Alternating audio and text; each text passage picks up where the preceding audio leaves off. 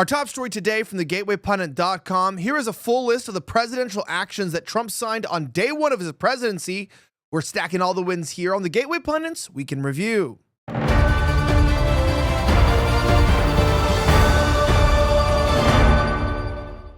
name is Elijah Schaffer, and this is the Week in Review, where we cover the top 5 stories of the last 24 hours. Our top story today from Jim Hoff reports, here is a full list of the presidential actions that Trump signed on day one of his presidency. Let's get into this. As you know, that Donald Trump has come into office, is inaugurated stunningly in front of the entire country. And some of his critics are saying, both on the left and right, that either he's doing too much or he's not doing enough to appease his base. But I happen to think a little bit more in the middle. I wish that his stances were more aggressive, but I know that Trump is a centrist. He's a nationalist. He's not really conservative, and he's maybe not as much of a right-wing idealist as myself and many others are. However, we have to look at these wins, and I think they're amazing. Check this out.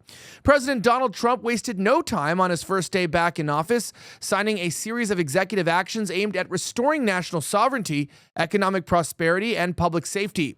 These bold initiatives mark a stark departure from the Biden regime's globalist policies and signal a return to the principles that put the American people first. Here is a list of the presidential actions that Trump signed on Monday following his inauguration. Number 1, withdrawing the United States from the World Health Organization. This is phenomenal, as we know that Tedros and the others in the World Health Organization scammed the American public, lied to Trump, and essentially caused the scamdemic that we had for years, putting up people under draconian laws, particularly those with masks and, of course, forced vaccinations. But the World Health Organization is a terrorist group that uses fear and intimidation in order to push individuals and people to do things that they don't want to do, like wear those gosh darn masks that they made us wear for years regardless. Now, the other issue is the application of Protecting Americans from Foreign Adversaries and Controlled Applicants Act to TikTok. Of course, he's working on bringing TikTok back. Many people don't know why that's important, but when you ask yourself, Gen Z's into TikTok, I'm into TikTok. Do I think that it's a foreign intelligence invasion and intrusion into society? Yes. Do I think Asians like Andy Ngo, who's a journalist, have right reasons to be afraid of China spying on them when they go to visit family back home? Yes. But of course, do I think that there's also a problem like teenagers dancing and inappropriate actions? Probably. However, I do think that there is a way to divest from ByteDance, the parental owner, and to cause a more significant movement here in America so that foreign companies can invest so our companies don't go elsewhere. Now, granting pardons, number 3, and commuting sentences for certain offenses relating to events at or near the United States Capitol on January 6th of 2021. We have multiple people in this room, just in our staff, that have seen pardons. And obviously, seeing good people not go to prison, including multiple friends, is quite an interesting and amazing development. Now, number 4, putting America first in international environmental agreements. That means, also leaving the Paris Accord and climate agreement, which will save us about $1 trillion. Now, we'll talk about these a little bit further because, what Trump was talking about here is more than just putting America first. It's realizing that, we're kind of like moving America second, I feel like. Because, we're cutting off foreign aid for some countries, but not others. And so America still, is prioritizing itself more. I'd like to see greater things, but, it is what it is. And I was reflecting, we do live in the most advanced era in human history. There's never been more medical breakthroughs than there are right now. So the question is, why are millions of Americans like you and me more unhealthy and overweight than we've ever been? Now, according to the U.S. board-certified physician and expert nutritionist, Dr. Amy Lee, one of the main 3 reasons is 3 harmful foods that are being passed off as health foods all over the country. Now, listen to this. These foods can actually cause weight gain. They can clog your digestive tract. They can even deplete your energy and wreck your skin. They are banned in other countries, yet, shockingly, they are still legal in the U.S. And it's time that someone shined a light on what they are. Now, Dr. Amy Lee does just that while explaining how the side effects from these foods are wreaking havoc on the health of millions of Americans. The great news is that it's easy to stop and reverse this damage by simply learning which foods to avoid and how to spot them. By doing so, you can experience easier weight loss, smooth digestion, and vibrant energy. To find out these 3 health foods, go to 3harmfulfoods.com/pundit, because they're not health foods, they're fake. That's the number 3, HARMFULFOODS.com/pundit, or click the link in the description below. Make sure you watch and find out exactly how to protect yourself today. Now, that being said, some of the other things that he did was delivering emergency price relief for American families and defeating the cost of living crisis. Now, this is a little more of an arbitrary de facto. I'm looking at my producer, like, I think some of these are more symbolic, right? It's like they're like edicts, like, hey, the government has its priorities wrong. So like we're not going to be using the government to weaponize corrupt investigations against people based on their political affiliation. It's like, what does that really mean? What it means is that the top down, that people are responsible to know what Trump's direction is for the government, and he's setting the tone. I also thought it was pretty amazing just watch him stand in front of Americans in a giant, arena and sign these executive actions. It's like American politics is like entertainment. No wonder why everyone loves American politics. But, the cost of living crisis is insane. That's inflation. That's the home price increases. That's the cost of food and groceries. I mean, people are getting beat. I know right here, like everybody in the studio is paid pretty well. I know that, we're paying, actually above what's the normal wages for certain positions. But I don't think anyone's doing that amazing because the cost of living has far exceeded the income. And that's the problem, is like what we can charge for clients, what we can pay, the actual cost of exchanging goods for services has not really increased, but the cost of actually everything that we need to daily function has gone up. So then it's very hard to survive. He also did a hiring freeze on the federal government to stop hiring new bureaucrats, a regulatory freeze pending review as well. No new regulations while they figure out what the hell's going on with the United States government. There's also a return to in-person work. That's big. One study found that in any given office, between 40 to 80% of the workers aren't even in the offices. So we're paying, potentially billions of dollars in property management, leases, mortgages for buildings that nobody's even using. Number 9, he said, ending the weaponization of the federal government. That's actually what ended up getting my case dropped from January 6th. It wasn't the pardons. It was just stop weaponizing the government. 10, restoring freedom of speech and ending federal censorship, which is huge, right? Again, that's more of an edict. I think I would put that more as a generalization of like, hey, the government's not going to be censoring people. Now, the reason why that's fundamentally crucial is because the federal government, the Supreme Court particularly, just ruled against us here at the Gateway Pundit, arguing the fact that we as a people are allowed to be censored by the government as long as the government's requesting it from a third party. So if a private company is essentially taking orders like we saw with Adam Schiff, trying to get DC Drano taken down on X, formerly known as Twitter, or if we see, the Obama administration asking Facebook to take Americans' posts down, that's not illegal, according to the Supreme Court. But now he's saying, Trump's saying, under my direction, it might not be illegal, but that's not how we're going to behave. That is unbecoming of a government. He also said he's going to be securing our borders, which he shut down their CBP app that Biden put together, as well as immediately shutting down the border passes. Number 12, he's protecting the meaning and value of American citizenship. This is a forsaking birthright. I will say that I'm still skeptical of him and Elon's plan to replace American workers with foreign-born workers. And when you hear Kash Patel, the new FBI director, talk about the fact that America is a dream for the whole world, that's not really true. You know what I mean? I mean, look. Can anybody come to America legally? Yes. But we have to define who an American is and who we are as a people. And, we don't know. Are there certain countries we don't want to prioritize? Maybe there's other countries like in Western Europe that share our values. Maybe there's a difference between bringing someone over from Indonesia or from Singapore, right? And these are real fundamental questions that we need to answer ourselves. Who shares our Western values? Would it be the same bringing a North Korean over versus a South Korean? I mean, obviously, there's a stark difference. Very few are willing to talk about these things, but it's true. Number 13, realigning the United States refugee admissions program. That's important. 14, unleashing American energy. 15, clarifying the military's role in protecting the territorial integrity of the United States. 16, America First trade policy. 17, moratorium memorandum to resolve the backlog of security clearances for executive office of the presidential personnel. This included revoking every security clearance for those that denied the validity of the Hunter Biden laptop. Plus, on top of that, this also covers revoking John Bolton's security clearance, which is phenomenal because the last thing we need is more war hawks just living in the office, trying to pull, our legs, our strings in order to make us do what? Be more subservient, more, subjugated to the military industrial complex, which in my opinion continues to cause and wreak havoc on our country to the trillions of expenditures. Now, number 18, he's declaring a national emergency at the southern border of the United States. Let's break this down.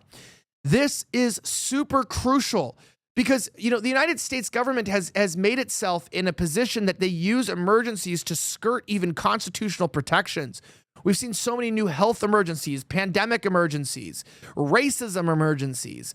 And then all of a sudden, our rights don't matter. But these things are not really protecting us. These national health emergencies are protecting us as much as a condom that already has holes poked in it. Hose, not hose poked in it. Might be poking a hoe, not to be graphic there, but you know what I mean. Joke aside, it is pretty phenomenal, right? That, this declaring the national emergency on the southern border is pretty foundational in actually getting things done. This will allow them to say, look, you guys want to declare emergencies for the pandemic? You want to declare emergencies for COVID? Fine. Do whatever you want. But I'm going to declare emergency there, which means I'm going to start shutting things down. I'm going to start deleting apps. We're going to sort this out and pause all immigration until we know what the hell's going on.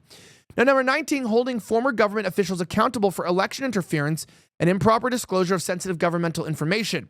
This also includes, putting out the JFK files. I think we'd all like to see the Epstein and the Diddy files more than anything. I hope Kash Patel can do that. We all know probably why. I don't think it's because, Trump is guilty. I just wonder if our country would actually collapse if everybody knew that everybody was a pedophile. But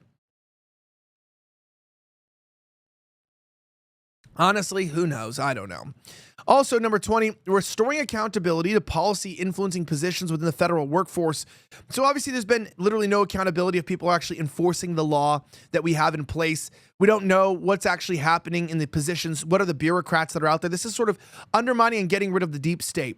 Number 21, protecting the American people against invasion. That is both foreign and domestic, and it's vital that we take that into place because what's happening with H-1B visas, in my opinion, is that it has to be overhauled. We're literally just, gaming a system to bring in Indians who, in my opinion, don't share our values and hygiene and other things. Now, that doesn't mean all Indians don't share those values. That doesn't mean that there isn't a fundamental question of people who don't align with our ideas. But we still have to ask a question. We don't want to have a system where Indians are gaming it to get their family in who end up not respecting our culture and our land, like we've seen already happening in Australia and Canada. Now, you might be an American, you might even be an Indian American, and you may, be offended by this. But I'm saying, I'm obviously being from Australia, and I've been a lot of family in Canada. I've seen what happens when you flood the countries with people from a third world country like India. It ends up being kind of gross hygienically. The streets are dirty. Girls don't want to go out at night anymore. They don't feel safe, right? There's a lot of accosting of people, and it's just a very, toxic environment. Now, obviously, that being said, have you ever wondered something important? As we talk about being smart and fit, legendary Chuck Norris recently was in a video, and I was shocked. Now, he's in his 80s, and he's still kicking butt and working out and staying active. Now, what's even more shocking is he's stronger, can work out longer, and even has plenty of energy left over for his grandkids. And he did this by just making one change. He says that he still feels like he's in his 50s, and his wife even started doing this one thing too, and she's never felt better. She says that she feels 10 years younger, her body looks leaner, and she has energy all day. Now, Chuck made a special video that explains everything. Make sure that you watch it by going to chuckdefense.com/pundit or by clicking the link below in this video. Now, it will change the way that you think about your health. Once again, that's chuckdefense.com/pundit. Click on the link in the description below to watch the video now. You will not believe how simple it is. Watch his method by clicking the link in the description box at chuckdefense.com/pundit. Now, that being said, going back to some of these foundational roots of what Trump is going to be doing, he's also going to be organizing for economic cooperation and development in a global tax deal. Now, I'm a little bit more unclear on that. I'll give you more details when that comes around. He's also going to have the organization of the National Security Council and subcommittees in order to remind ourselves that we are a nation and that we are currently focused on the wrong priorities. When Biden said that, white supremacy is the greatest threat to our country, what he meant is that, a strong nation with an ethno-homogenous core is a threat to becoming a multicultural, identityless nation with no core group that it's having strength. And Americans are a people, we have an ethnic background. We have rich history in building this country. And we didn't, I don't think my ancestors died dropping into Normandy so that their kids could be non-binary, transsexual, anti-white freaks. And this anti-white racism that's become so proliferated in our country, it's disgusting. And who's at the helm of that? Well, I'll let you do your own research. 24, reevaluating and realigning United States foreign aid. He's pausing all foreign aid except to, I think, Jordan, Israel, and Egypt. and Egypt and Jordan are also foreign aid revolving Israel. So basically, all our foreign aid to Israel is not being paused, but to every country it is. Why Israel needs foreign aid? I'd love someone to explain it to me in the comments. They're a wealthy country. Why Egypt needs aid in order to not attack Israel? Look, I would say this. Has Israel given us aid? I just don't know. I think we need to pause foreign aid everywhere if we're going to figure out what's going on in the country. It sets a bad stance. Of course, we got to support our allies. So I have no problem if you think that's a good idea. But I'm just more like, let's stop all immigration. Let's stop all foreign aid. Let's not just be like, oh, well, some, El Salvadorians can come through illegally, but Mexicans can't. No, let's stop all those port of entries and figure out what the hell's going on. Now, 25, there's a temporary withdrawal of all areas on the outer continental shelf from offshore wind leasing and review of the federal government's leasing and permit practices. 26, declaring a national emergency or energy emergency. He wants to get more energy, particularly to fund our technological breakthrough so that Elon Musk can develop his companies. 27, restore accountability for career senior executives.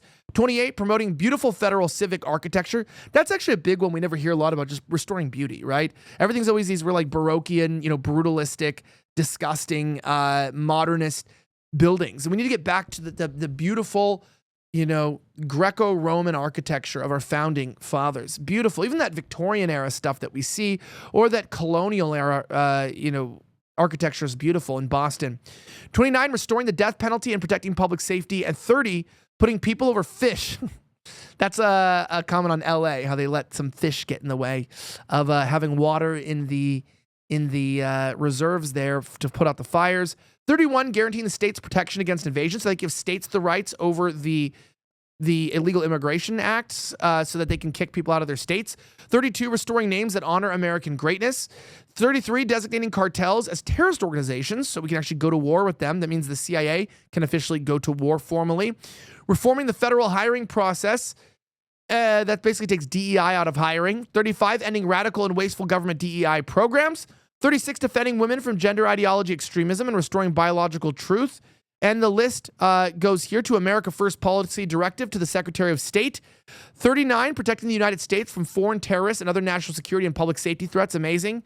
And 40, unleashing Alaska's extraordinary resource potential. We do have to look out for the environment, but we still want to take care of the place. Now, if you agree with any of these, do you think these should have been stronger? Should they have been weaker? Do you think he's doing too much? Is he doing too little? Was there something that you wish would have been on there that you hadn't seen so far? I'd love to hear your comment. Don't forget to sign up for our mug club here at thegatewaypundit.com. You get one of these great mugs. It's literally embossed. This isn't cheap. They work right here. I just have my cup in here because I don't want to dirty this every day and wash it. There's no sink in the studio. But this is great. So sign up at our website at thegatewaypundit.com. Grab your mug. Support independent media journalism. I'm Elijah Schaffer. Have a great rest of the week. May God bless the United States of America. I'm signing out.